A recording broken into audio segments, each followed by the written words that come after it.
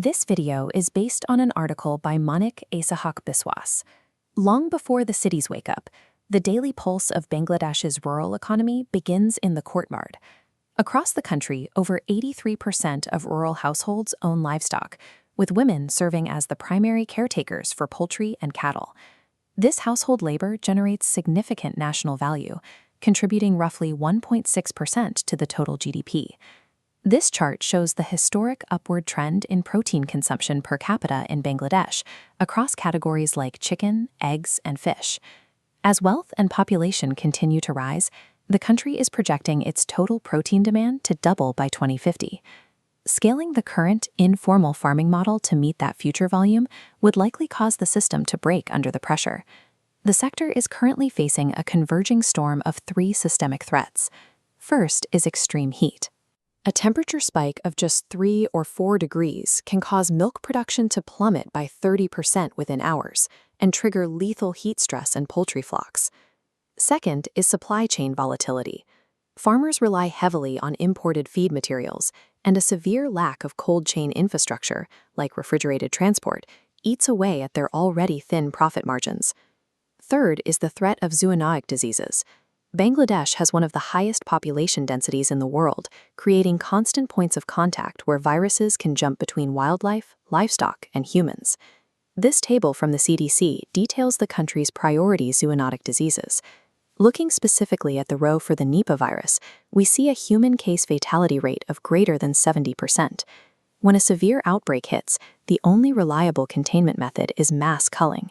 Entire flocks of chickens are destroyed and buried in earthen pits, which immediately wipes out local food supplies and the farmers' livelihoods.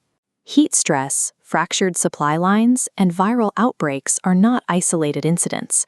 They act together as a converging storm, threatening both the national food supply and the broader economy. To mitigate these risks, local innovators and international projects are deploying climate-smart agriculture at the farm level. Researchers are testing automated climate control systems using Internet of Things technology. Sensors monitor the temperature and humidity every 20 seconds. If the data indicates a dangerous heat spike, cloud-based analytics instantly activate cooling systems inside the housing facilities, entirely without human intervention. The Green Dairy Partnership implements the Arla Big Five framework, focusing on feed efficiency, feed balance, animal robustness, manure handling, and efficient land use. The goal is cutting dairy greenhouse gas emissions by 30%, while simultaneously increasing the income of 10,000 farming households. Because women make up 80% of these targeted dairy farmers, these engineering and policy interventions turn environmental liabilities into direct economic results for the female workforce. That modernization extends past the farm and into the market. The physical cattle trade is rapidly going digital. Traditionally, farmers and buyers packed together in dense physical markets. This created massive logistical bottlenecks and conditions where disease could spread easily. Now, online platforms allow sellers to list animal photos and prices digitally. During periods like Qurbani, customers can order processed meat with home delivery, while banks offer cashbacks on processing fees to accelerate the shift away from physical trading. To secure this modernizing supply chain from biological threats, the government is utilizing an interministerial strategy called the One Health framework. One Health breaks down the communication silos between human, animal, and environmental health agencies. By monitoring the spaces where these ecosystems overlap, they create an interlocking defense to spot and stop outbreaks before they jump species.